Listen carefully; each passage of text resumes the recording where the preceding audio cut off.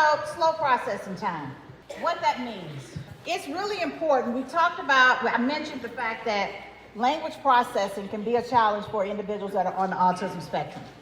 And because of how we all communicate day to day, we don't realize how quickly we will hit a student with a follow-up question and sometimes a third question before they can even answer the first question. So one of the things to keep in mind is a wait time.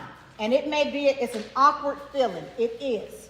Because it's not something you're going to do with your friends, but when you're thinking about a student that you know is on the spectrum that processes information differently and a little slower, you're going to have to practice the pause.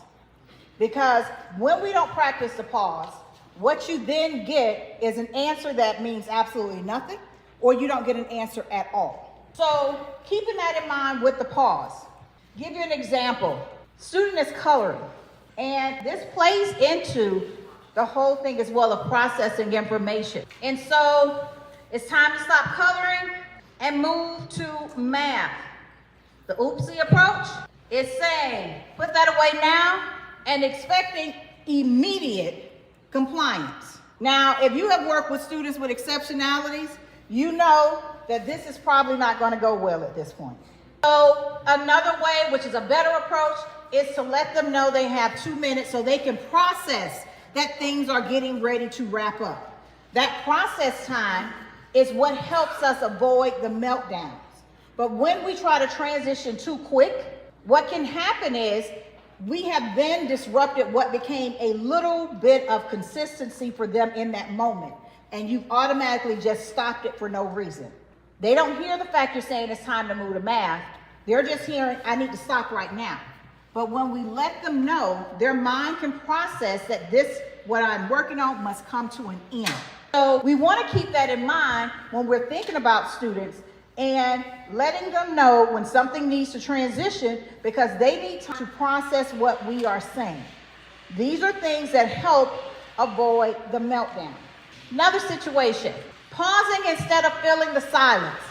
We all do this day to day with just regular people. A lot of people hate to sit in silence with someone. It's awkward. So we say things. And in doing so, when we're working with a student and we ask them a question, do you want to think about this story? The oopsie approach for us can be moving on to another student before they even get a chance to answer the question. This is how I want you to think about asking a question.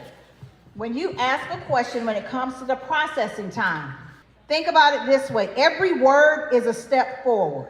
So, what do you think about this story? What do you think about this story? Sorry. But keep in mind, for every step that is made, that student is thinking through what you have said to them. So, in thinking through that, it's not going to be a rapid answer. If you then hit them with another question and say, well, who was one of the characters? They're still going to go back to the first step from the first question because that's where they're still trying to process. And when you hit them with another question, they shut down and you get no answer. So we've got to understand that processing, the pause can create what is an awkward silence. But we've got to get comfortable with that awkward silence so that we allow our students to give us an answer.